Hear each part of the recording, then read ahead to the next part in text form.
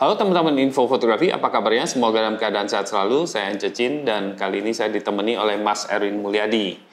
Di akhir tahun ini adalah saat yang tepat untuk kita memilihkan kamera-kamera terbaik dan juga yang terjangkau buat teman-teman ya, yang mungkin saja ingin membeli kamera untuk liburan dan juga untuk tahun-tahun mendatang juga.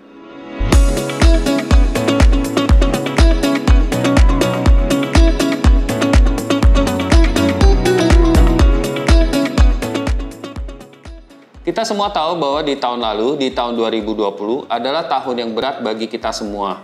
Termasuk di dunia fotografi ya, karena banyak pembatasan sosial yang dimana kita nggak bisa menjalankan atau beraktivitas foto seperti biasa.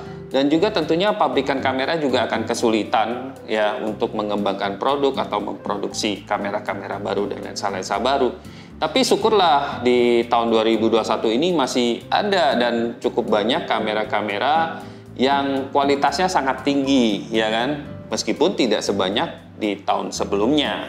Iya, memang kalau kita perhatikan tahun ini tidak sebanyak tahun sebelumnya kameranya dan ya tadi karena kita tahu di tahun lalu ada pandemi, ya. Tapi apa yang sudah dibuat oleh produsen di tahun 2021 ini seperti biasa sebelum kita tutup tahun kita akan buat rangkumannya kan. Jadi kita akan bagi ke dalam dua kategori ya kali ini ya. Iya. Yaitu yang pertama adalah kategori kamera yang cukup terjangkau dan memiliki spesifikasi yang cukup bagus untuk kebutuhan teman-teman di masa tahun ini nih. Kalau gitu langsung aja kita mulai kamera yang pertama, dan untuk yang segmen terjangkau dan terbaik ini konotasi kita adalah ke yang sensornya APS-C ini karena kan memang biasanya sensor APS-C dianggap lebih murah ya dibanding full frame. Maka yang pertama ini adalah sebuah kamera mirrorless sensornya APS-C dari Sony, yaitu Sony ZV-E10. Sebuah kamera mirrorless yang secara fisik mirip dengan Sony A6400, tapi dia bedanya adalah dia memiliki LCD yang bisa dilipat ke samping. Jadi Sony kelihatannya makin kesini banyak mengganti desain layarnya ya, jadi ke samping. Tentu itu kegunaannya adalah untuk content creator. Jadi ini sebuah kabar baik nih buat content creator selain yang foto juga untuk video. Karena ZV-E10 ini dengan ukuran yang cukup kecil dan ringan, sensornya APS-C, E-mount ya, dia bisa pasang lensa-lensa Sony E-mount. Tapi dia juga layarnya bisa dilipat ke samping meskipun tidak ada jendela bidiknya yang kali ini ya. Iya, dengan tidak ada jendela bidik, harga dari kamera itu justru jadi lebih murah ya dibandingkan dengan Sony Alpha 6400. Selain itu, sistem autofokusnya sudah cepat, desain yang diperbarui itu lebih cocok juga untuk video, tidak hanya untuk foto. Bahkan cenderung ke video karena dia juga punya feature mic yang 3 arah yang mungkin akan membantu bagi teman-teman vlogger yang tidak mau direpotkan dengan merekam eksternal audio tapi mau kualitas yang lebih bagus daripada built-in mic yang biasa di kamera ya, seperti itu. Yang kedua ini mungkin teman-teman akan protes ya karena harganya tidak terlalu murah juga tapi saya anggap pantas, yaitu Fuji GFX 50S generasi yang kedua yang harganya sekitar 63 juta body only. Wow. Ya, kenapa saya pilihkan itu? Karena Fuji GFX memiliki sensor yang lebih besar dari full frame yang biasa disebut medium format atau kata Fuji large format. Nah, itu biasanya memang harganya itu kalau kamera baru tidak pernah ada yang sampai semurah itu sih. Biasanya 100 juta, tidak sedikit yang 150, 200 juta. Nah, tapi si Fuji GFX ini harganya 63 juta, artinya dia harganya kurang lebih setara dengan kamera-kamera full frame yang profesional. Dan dari segi fisiknya juga Fuji GFX 50S tidak kalah profesional. Artinya dia memiliki desain ala DSLR, punya jendela bidik, punya layar yang bisa ditekuk, dan kualitasnya juga bagus. Dan punya built-in image stabilization. Dan itu sangat membantu untuk teman-teman yang memotret ya handheld, karena sensornya besar, resolusi tinggi, tentunya sangat membantu sekali kalau ada fitur seperti itu. Dan dibandingkan dengan kakaknya, dia juga tidak mengalami pengurangan dari fisiknya. Cuman sensornya memang sensor yang digunakan di generasi sebelumnya, yaitu yang 50 megapiksel. Tapi 50 megapiksel ini memang tingkatnya udah di atas kamera full frame. Kalau teman-teman yang mencari detail yang lebih bagus dari full frame, tentunya kamera Fuji GFX 50S ini bisa menjadi pertimbangan. Ya, maka itu dimasukkan ke dalam kelompok yang terjangkau ya, karena dia dibuat di tahun ini dengan harga yang membuat banyak fotografer profesional juga kaget ya, karena memang tidak biasanya ada medium format yang harganya seperti ini. Jadi ya itu tadi 50 megapiksel dalam medium format. Ini yang kita dapat. Ya untuk kamera terbaik ketiga, keempat dan seterusnya di kategori ini memang sudah tidak ada lagi ya. Jadi bagi teman-teman yang menantikan, ya sebenarnya hanya dua itu aja yang menurut kami memiliki value yang tinggi ya. Kembali kita lihat tadi ZV-E10 dari Sony dan Fuji GFX 50S yang kedua. Gitu. Nah, kita langsung lanjut ke kategori yang kedua saja, yaitu kategori kamera yang betul-betul terbaik dalam arti spesifikasi, fitur, peningkatan dan memang harganya juga akan tinggi ya. Tapi itulah yang ada yang kita bisa bahas di tahun 2021 ini. Dan dari full frame yang terbaik di tahun ini adalah Sony Alpha One ya. Ini adalah sebuah kamera flagship top end dari Sony full frame yang ada sampai saat ini, dibuat di awal tahun 2021 yang ya kita mau bilang apa, dari sensor dia 50 megapiksel. Dari continuous shooting dia bisa sampai 30 fps. Iya, berkat stack sensor. Stack sensornya. Dan bila bicara video, dia bisa 8K ya. Dan 8K ini belum banyak kan kamera yang bisa rekam sampai 8K. Oke lah, kita mungkin belum butuh 8K-nya, tapi 4K-nya bahkan bisa 120p gitu kan. Memang tahun ini beberapa pabrikan juga merilis kamera flagship. Tapi kita lihat bahwa Sony berhasil memadukan beberapa unsur yang sangat penting bagi fotografer dan videografer. Di antaranya yang sudah Mas Erwin sebutkan, yaitu resolusinya sangat tinggi tapi dipadukan dengan kecepatan tinggi dan juga ukuran yang compact seperti itu. Jadinya Sony Alpha One itu bisa diterima oleh banyak kalangan, baik yang amatir, entusias maupun profesional di bidang misalnya foto jurnalisme, sport fotografi, dan juga wildlife fotografi. Iya, dari kemampuan dia sendiri tentu juga kita kagum ya, bagaimana bisa membuat sebuah prosesor yang bisa menghandle data 50 megapiksel dengan speed secepat itu. Dengan sistem autofocus yang juga cepat di continuous shooting itu. Betul. Dan ya bila kita ingin tahu continuous shootingnya saat dia pakai mechanical shutter, dia juga masih bisa 10 fps. Paling tidak ya mechanical shutter masih ditemui juga gitu di Alpha One ini. Dan jika teman-teman mungkin yang profesional ingin baterai grip atau vertical grip, tentunya ada optional aksesoris juga, menjadikan Sony Alpha One itu adalah kamera yang sangat fleksibel, bisa kecil tapi juga bisa gede dan kelihatan profesional juga. Betul. Tentunya kita bisa pasang baterai lebih ya kalau dengan baterai grip itu juga untuk motret yang tanpa interupsi. Iya. Nah, itu tadi yang tentang kamera terbaik di full frame ya, Alpha One. Tapi kadang-kadang nih, kalau profesional itu juga menghendaki sebuah kamera yang juga memiliki image quality yang terbaik, yang tidak ada komprominya gitu. Atau bahkan dia tidak mau 50 megapiksel misalnya, dia ingin kamera yang lebih.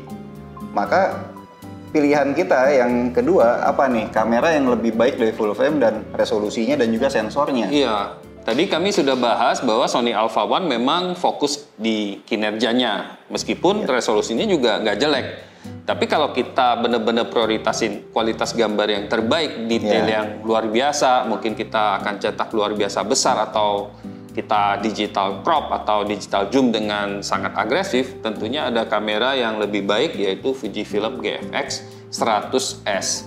Nah, GFX 100S ini menggunakan sensor yang large format atau medium format yang ukuran lebih besar dari full frame ya, sehingga bisa lebih detail meskipun dia tidak secepat misalnya Sony Alpha One. Tapi teman-teman yang mungkin untuk foto landscape, fashion, portrait itu akan mendapatkan kualitas gambar yang lebih detail, lebih kaya dan juga lebih tajam tentunya seperti itu. Dan Fuji GFX 100S ini juga dijual dengan harga yang cuma selisih 1 juta dibandingkan Sony Alpha One yang full frame, dan itu jarang terjadi. Seperti saya ceritain tadi, kamera medium format biasanya bisa beratus-ratus juta sebenarnya, ya kan?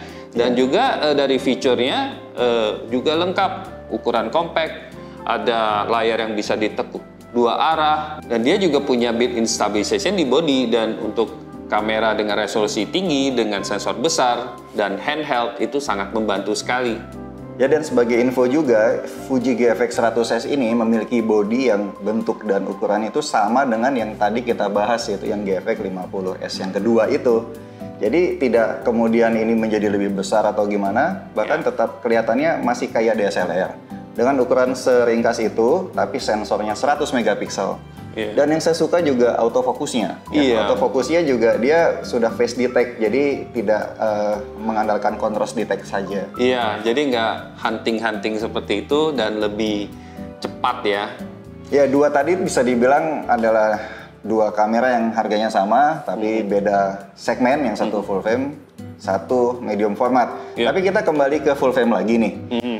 Kalau yang dicari adalah sebuah full frame yang bisa dibilang bisa dipilih oleh banyak orang karena harganya yang masih relatif terjangkau, maka pilihan ketiga yang akan kita bahas di kelompok yang ini adalah Sony A7 IV.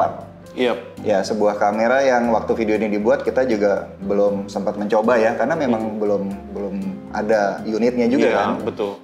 Nah, tapi A7 IV ini dari spesifikasi yang kita lihat sudah sangat menarik. Intinya dia yang kita catat pertama adalah untuk kali pertama A7 itu meninggalkan resolusi 24 megapiksel.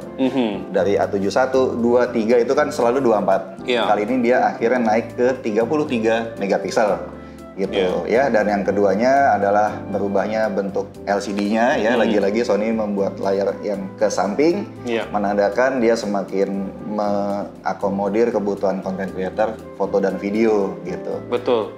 Dan untuk pemilihan resolusi sensornya ini cukup unik nih Mas Erwin, 33 megapiksel. Sebelumnya Sony selalu mengeluarkan 12, 24 dan 36 ya. Tapi sekarang ini 33 megapiksel. Kira-kira ada ininya, insight-nya nggak Mas Erwin? Kenapa pemilihan 33 megapiksel dan apakah itu bagus atau enggak gitu ya? Iya, mendekati dengan A7R yang ke-1 sebetulnya ya, 36 mega itu. Tapi gini, sebetulnya saya melihatnya 24 mega itu kalau di masa depan kita tampilkan di display atau TV yang 8K itu tidak bisa full screen. Karena TV itu display yang 8K itu adalah 33 megapiksel. I see, pas jadi, banget ya. Ini kalau ditampilkan akan pas. Apakah itu alasannya? Ya salah satunya mungkin saja ya, supaya di masa depan tidak kelihatan nggak bisa mengikuti TV masa depan. Jadi nggak menurun kualitasnya dan masih detail banget. Jadi istilahnya A7 Mark IV itu didesain supaya future proof lah, istilahnya setidaknya untuk 4 bahkan 8 tahun ke depan masih keren. Ya tentunya dengan fitur-fitur tambahan, dengan sensor baru, harga kamera juga sayangnya lebih tinggi ya dibandingkan dengan A7 III waktu rilis. Ini harganya 36 jutaan dan ya tapi kita menilai masih cukup worth it ya karena ada perkembangan dan saya pikir seri A7 ini merupakan seri yang populer dan A7 IV ini menjadi suatu penerus yang worthy banget ya untuk melanjutkan kamera Sony yang lumayan terjangkau untuk hybrid foto dan video, dan kita bisa memprediksikan bahwa di tahun-tahun mendatang mungkin harganya sudah mulai turun dan juga akan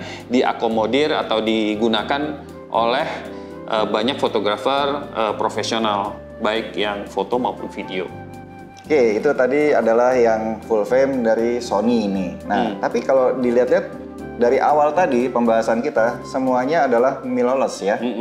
Jadi bagaimana dengan DSLR ini juga ditunggu-tunggu. Jadi ya untuk pilihan yang terakhir ini kita coba akan angkat satu DSLR yang dibuat di tahun 2021 ini sekaligus menjadi yang terbaik dan dia menggunakan sensor yang APS-C kali ini.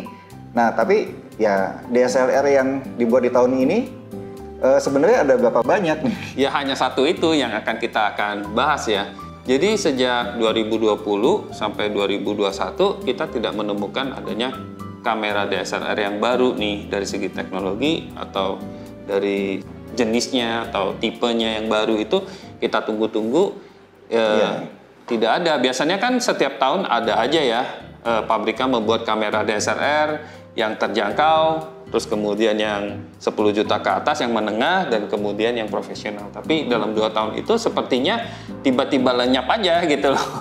Tidak banyak yang perkembangan di dunia kamera DSLR. Tapi kita punya satu ini, pabrikan yaitu Pentax ya, yang membuat Pentax K3 Mark III yang juga APS-C, yang juga cukup jarang ya pabrikan sekarang yang mengembangkan APS-C. Iya.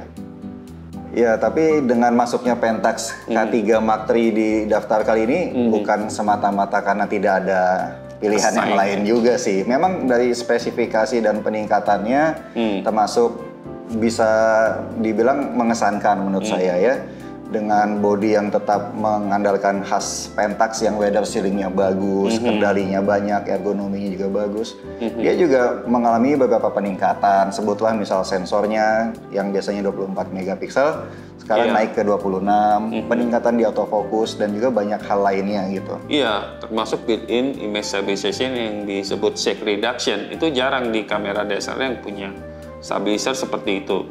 Dan lagi Pentax K3 Mark III ini juga masih menggunakan Pentax K-mount, sehingga teman-teman yang memiliki lensa-lensa Pentax yang K-mount itu bisa memasang langsung tanpa adapter seperti kamera-kamera mirrorless ya, yang saat kita ingin menggunakan lensa DSLR itu mau gak mau harus pakai adapter ya.